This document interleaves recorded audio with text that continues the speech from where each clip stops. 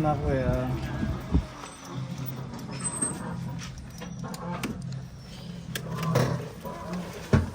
Ano yung nanay? Kumusta? Saan yung batos?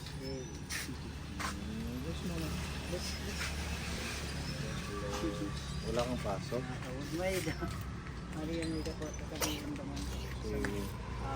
Puntang namin si nanay. Pwedeng pumasok. Sige po.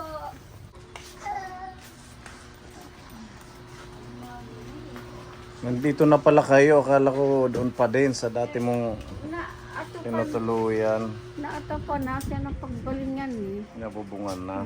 Nabubunga naman. Buti nakakapag-provide ng bubong yung anak mo. Opo, yung isa ko anak, nagbigay, Sino? dinal. Nasaan yun? Tapos yung... Nasa Manila. Yun, nandito. Manila. Nasa Manila. Tapos yung isa naman, pag mga nakakatrabaho, nakakasweldo, bili siya isa-isa, dalawa. Oh, nakasalubong namin yung anak mo si Kuya, yung kasama natin sa ospital. Opo. Oh, may pasok daw siya na naayos na sa trabaho. Nagtatrabaho sila, babakod. Kumusta ang ating kalusugan? Ano naman sir, hindi ako umano sa yung gamot na bigay ni doktor na Yung sa kirot. vitamins, gano'n? Sa kirot. Ganun pa rin, makikot pa rin. Ay, dalawa ba yun? Yung binigay sa'yo? Vitamins at saka yung sa kirot. Opo, ano naman, Hmm. yung pamangkin ko sabi, ito daw subukan mo yung gamot ko. Sabi ko, ano yung gamot mo? Mo pa, yun lang nakano sa Mas okay yung gamot niya. Ano ba yun? Patingin? Ano ba yun?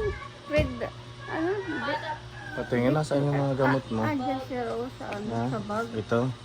Opo. Pumili pasuyo ng camera natin. Dito lahat yung mga ano. Wala man. Ay, na. Ito. Opo. Diclofenac. Ito yung Dysod. Dysod o Disod. Oh, pang ano to? Pag may rayuma, arthritis, hindi ka makalakad. Ang ano lang dito, nanay, matapang ito. Oo. Kahit laya, tapang yan. Oo. Pag lagi kang nainom dito, paano mo ba inumin? Gabi-gabi talaga na inom ako. Hala.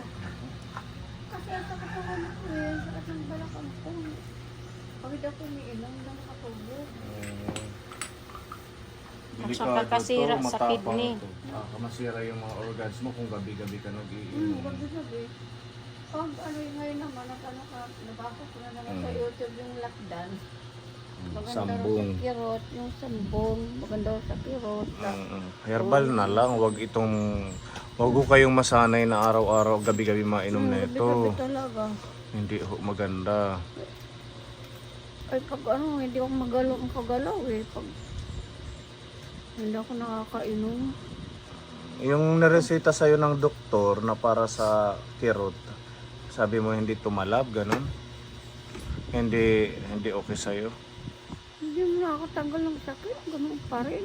Kasi yung pamangkin ko na ospital yun, yan daw ang inano sa kanya, hindi rin na siya makalakad. Yan daw ang reseta sa kanya. Namamaga din ang mga papaan niya. Kaya sabi ko, baka pwede rin sa akin. Sinubukan ko na wala naman yung sakit. Eh, yun ang pinagpasigi ko, pinagpatuloy. So, nakakailang inom ka na neto? Siguro, ano na yan, kulang-kulang ng 20. 20 na ang nainom mo. Naku. Mula na umalis tayo, Oo. ano yun? Wala pa naman siguro. Kasi, Hindi yung nareseta sa'yo ng doktor, di ba ilang peraso lang yun? 7. Ano yung araw-araw mo din ininom? Isang beses na lang uminom, hindi naman nakakatanggal ka ako ng sakit yan. Yan naman, binigyan ng pamangkin ko. Ito na, sabi niya, mas maganda. Yun na, yan ang pinapatuloy ko pag inom. Oh, baka hindi siya ganun kagaya nitong Diclofenac. Oh, ang ano kasi bawal yung sobrang tapang na gamot. Lalo na kung kaya mo pa naman, hanggat maaari, Huwag mong inuman araw-araw or gabi-gabi kasi delikado sa organs mo.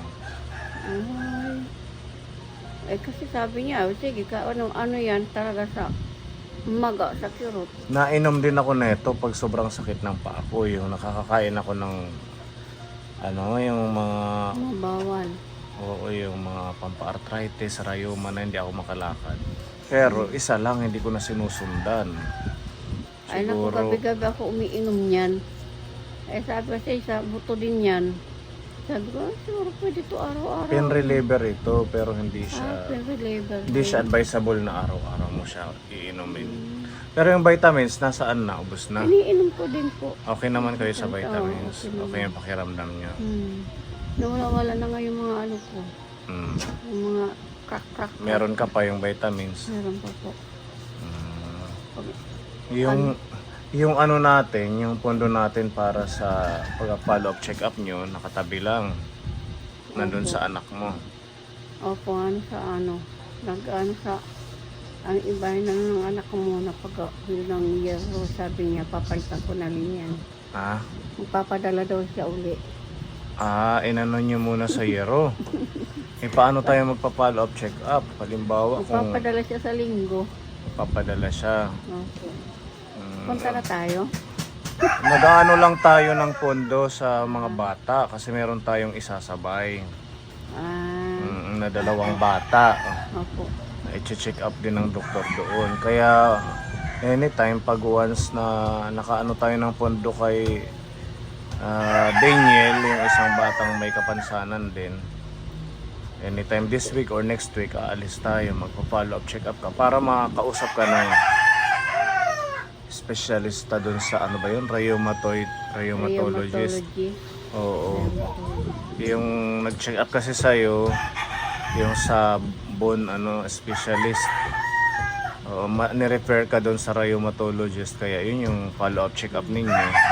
Kaya yung pondo, isave nyo lang ha. Opo. Kasi wala tayong pera na ngayon na gagamitin sa pagpapadoktor kung hindi nyo naitabi yun. Ha, ganun na lang. Inano ko sila, hindi dapat gastusin yan. Bakit ako naman yan? Basta papalitan niya, okay lang. Palitan niya, papadala siya sa linggo. Sabi ko, Kaya nakapagbubong kayo kasi ginamit nyo muna. Sabihin mo palitan niya kasi mag-check up ka. Ha? ako papalitan lang. Sinabi ko lang sa kanya eh. Ba't naman agad-agad yung paglipat nyo dito? Eh ano naman po, pwede nang, hindi na tumutulo.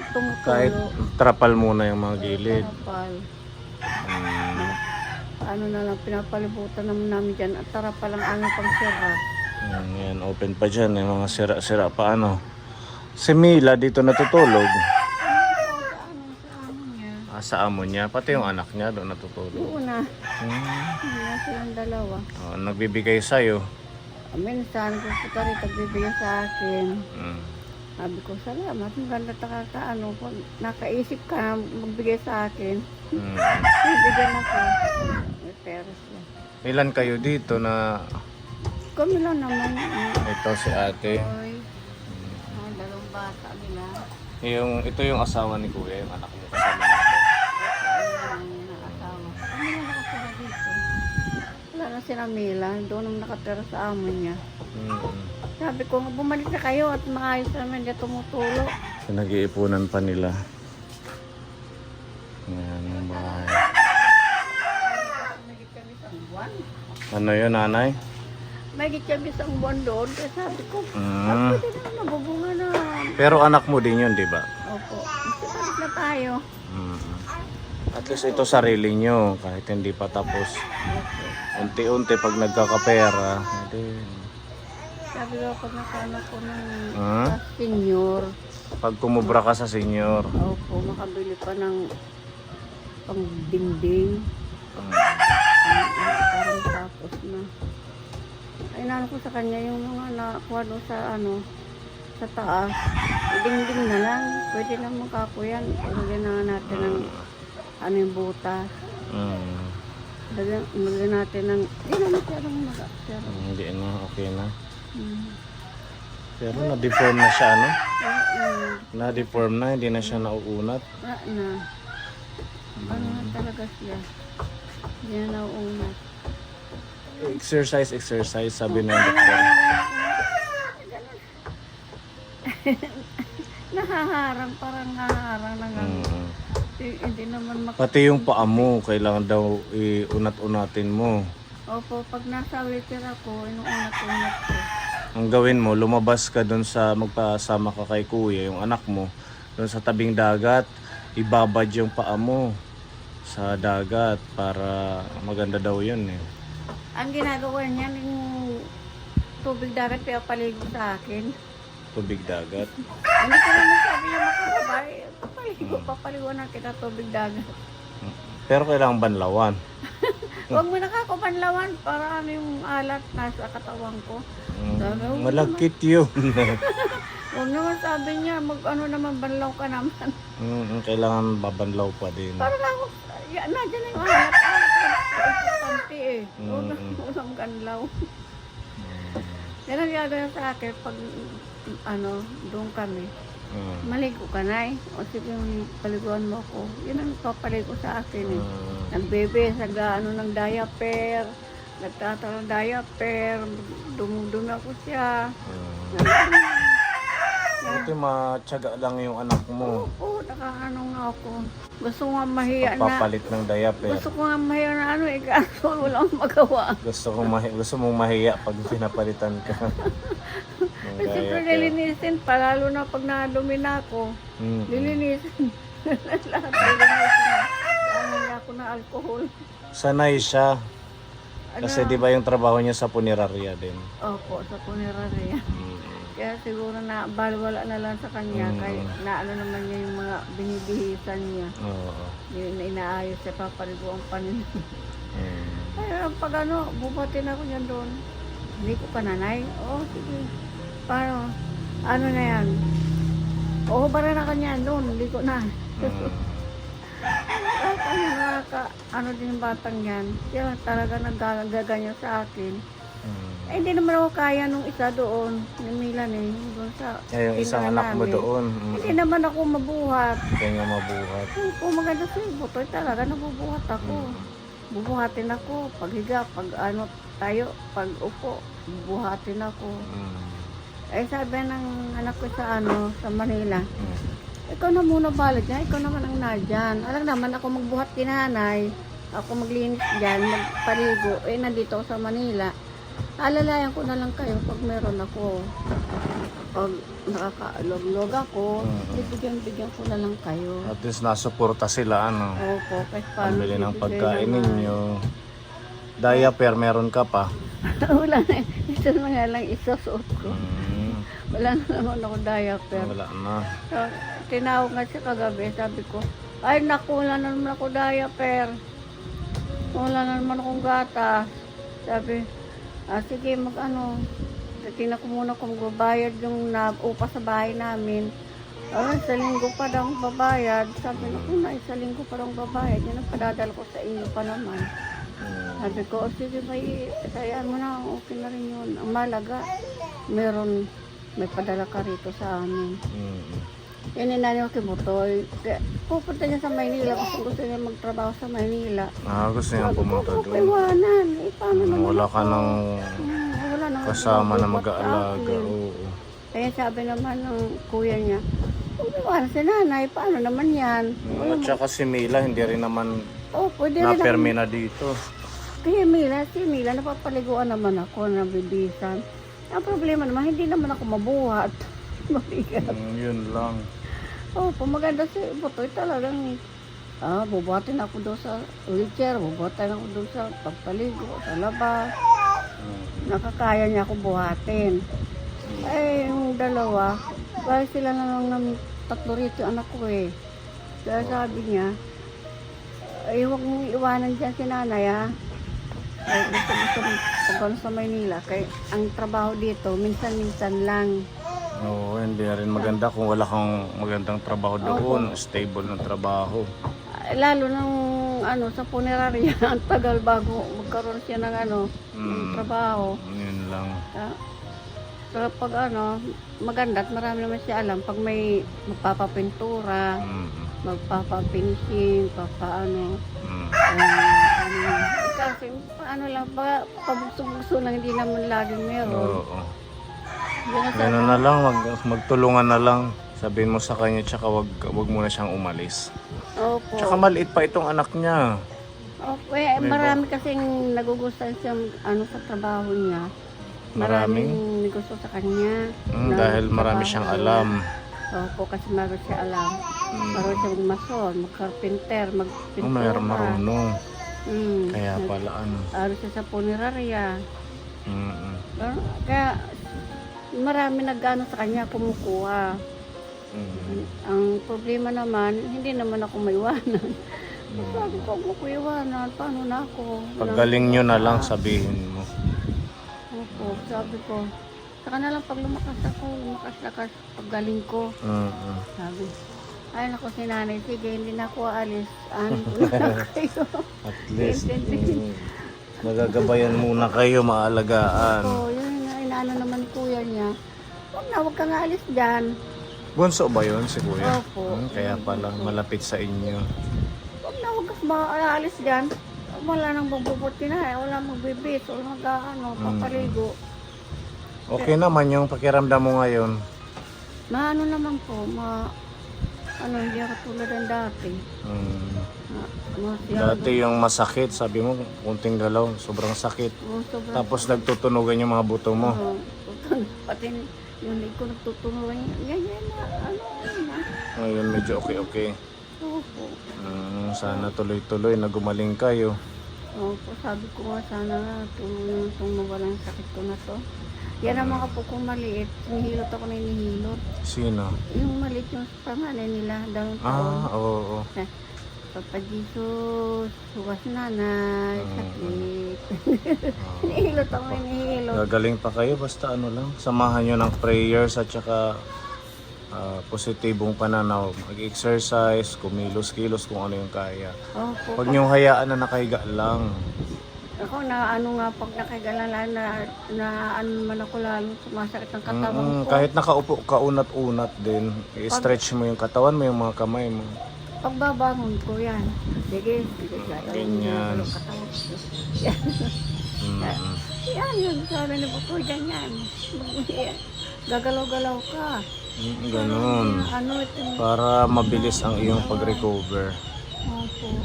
Basta magpapa-follow up check-up pa tayo ha. Opo. Inaantay ko lang na magkaroon tayo ng pondo yung dalawang bata. Actually meron ng pondo, tig 2,000 sila galing kay Tita Ophelia. Kaso baka kulangin pa din kasi 2,000 lang. Papa-check up din natin silang may ano yun congenital cataract, hindi makakita, bata pa. Tsaka isa naman, kung ano pa lang 3 years old yata, 4 years old. Tapos yung isa, walang butas yung puwet. Kaya isasabay kita kung meron ng pundo sila para hindi isayang yung pagpunta, 3 yung madadala. Opo. Oo. So, Magandang ano. para makatulong tayo sa iba pa. Tsaka maalalayan yung mga kababayan nating ganitong sitwasyon kay Nanay Marilyn. Opo nga kaya sabi ko sabi nga ng kapatid ko, nag-chat. Maraming salamat sa tutulong kay Mama Marilyn. Kung hindi kayo, sabi niya, hindi sa pagpapagamot. Maraming salamat po. Para mas lumakas ka pa, may dala kaming insure dito. 2 scoop pag nagtimpla ka sa tasa. 2 scoop. May scooper to sa loob. Dalawa rin ako inom, aga-gabi. Kahit isa lang. Kahit isa Oo, lang. para basta nakakainom tayo ng gatas sa isang araw. Kahit bago matulog or pagkagising. Kasi kung 2 timpla, maka ilang araw lang mauubos. Ang ano naman dyan, nakakainom tayo. Dalawang Kahit hindi. kutsara. 2 scooper. scooper. Pakita ko sa inyo. Diba dati nabigyan na kita na ito? Hindi ko na nakita sila naman na nagtitimpla. Akala ko kutsara ang ginagamit. Ayan nandun sa ano. Ganoin ko na lang. Ayan yung kulay blue. Ayan. 2 ganito, no? Sabihin mo sa anak mo kung magpapatimpla ka. Ano po, kutsara yung ginagamit nila. Hindi po. Yan yung panglagay. Dalawang ganyan sa tasa. Tapos huwag masyadong mainit. Kasi sabi ni Tita Mel, mas maganda daw yung warm lang. Kasi pag sobrang init na ano yung kanyang vitamins. Oo. Parang nawawala. Nawawala or nalulusaw, nasusunog sa sobrang init. Kailangan yung ano lang siya, Warm malikat lang. ang tama. Pwede siguro mainit ganyan tapos talagyan ng Tubig na tubig. ano lang.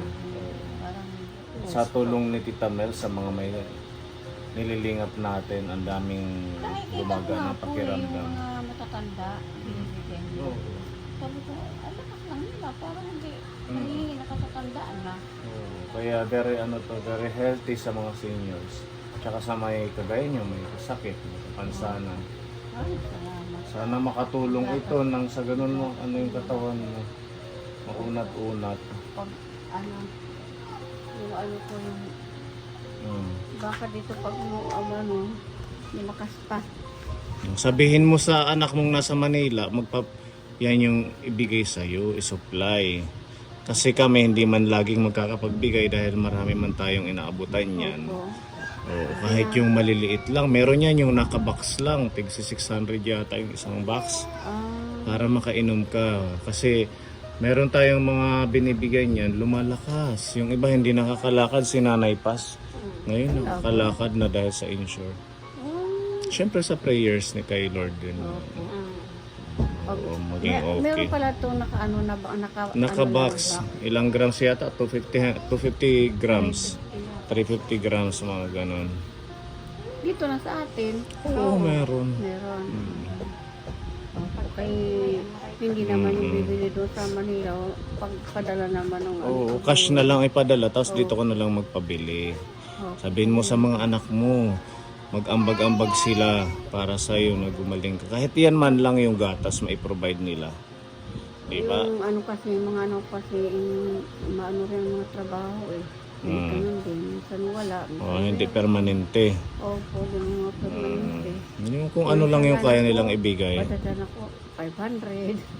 Sabi ko, malaking bagay na ito. Oo. Ano nyo sa akin. Thank you muna kay Tita Mel dito sa Insure Complete. Tita Mel, napakaraming salamat po sa iyo, sa insure ninyo. Na ano nang ang katawan ko, nakapakahina. Iniisip ko dito talaga ako lalakas eh. Nung nabigyan niyo ako ng isa, na ano ko yun, medyo na anong katawan ko. Gumaan. Tsaka parang gumandang pakiramdam. Opo, na ano ko naramdaman ko yun. Kaya, ito may, Tita Mel, talagang ano ko to, ito lang inumin ko palagi. Pag wala kami, sana nga magbigyan ako ng anak ko. Kahit ano lang, wala kayong ulam, ilalagay nyo sa kanin, pwede na yung pinakaulam. Opo, ganun yagaw ko pag wala kami ulam. Masustansya pa. Pinapalagyan ko yung kanin ko. Ayan. Maraming salamat Tita Mel. At siguro napapanood nyo, nagbibenta kami ng dishwashing liquid. Napapanood nyo, nakakapanood pa kayo ng vlog. Ito meron pinapabigay si Tita G para daw matry ng mga beneficiary natin yung ating dishwashing liquid. Para panghugas ng plato. Maraming salamat po. Dito na lang. Sa bigay niyo sa akin, sa amin. Maraming salamat po. Napakaganda nito, laki-laki. Pwede yan sa mga masebo na mga plato, baso, at kung ano-ano pa. Laking bagay po nito sa amin. Na may bibigay sa amin tutulong. Lalo na kaya Tita Mel. Talagang naramdaman ko talaga noon akong inom. Ibigay niyo sa akin. Maraming salamat po. Opo, Nanay, welcome. Kalakasan na napaka ang katawan niyo. Okay, tapos meron pa tayo dito blessing, Nanay. Pinapabigay ng ating Tita Easy. Yan, si Tita Easy ay kapunit sponsor natin. Napatuloy pong tumutulong, nagbibigay ng pagmamahal sa mga kaibabayan natin kagaya ninyo. Nag-message siya sa akin, sabi niya, bigyan ka daw ng 2,000. Pambili mo ng diaper, wala ka na yata ng diaper. Tsaka pambili ng extra na pagkain. Yan, 2,000 po namin. Maraming salamat po. 2,000. Kay Tita Easy galing. Tita Elsie, maraming salamat po. Hindi ko maano mabigas yung pangalan niyo. Sorry po. Maraming salamat po itong binigay niyo sa amin. Pagmamahal niyo na laking tulong na po sa amin ito. Maraming salamat po. Kay makakabili pa ako ng diaper ko nung tama-tama wala kami bigas ngayon. Makakabili pa kami ng bigas. Wala kami bigas, wala kami ulam. Hindi Walang kayo bigas. makakapagsain pa. Mm. Opo, kaya laking bagay po nitong binigay niyo sa amin. Maraming salamat po. God bless po sa inyo. Babalikan ka namin, magpapa-follow up, check up tayo. Opo, sir. Sige. Maraming salamat muli sa mga sponsor natin. Kay Tita Easy, thank you. Sa blessings kay Nanay, kay Tita Mel. Yan sa Insure Complete. At yung sponsor natin dati, nagbigay ng papacheck up si Jasper March. Oo. Maraming salamat po. Meron pa po siyang pondo. Kaso nagamit nila sa paglagay ng bubong para makalipat sila dito. Ang nangyayari niyan, ibabalik ng papalitan ng anak niya. Magpapadala daw ngayong week. Kasi anytime this week or next week, baka makapunta tayo sa Tacloban. Para may magamit kayo sa pagpapacheck up. Ano? Opo. Sige. Ingat kayo palagi, Nanay, at saka sa lahat ng mga viewers natin, maraming salamat. God bless. At sa lahat ng Kapone sponsors, salamat sa patuloy niyong pagmamahal sa mga kababayan po natin. Mabuhay po tayo at ingat po. Bye-bye, Nanay. Bye po. Bye. Dito. Nag-gitiya ka, may ganyan na lang pag nagbabay. Bye po. Sana gumaling kayo. Opo, maraming salamat po.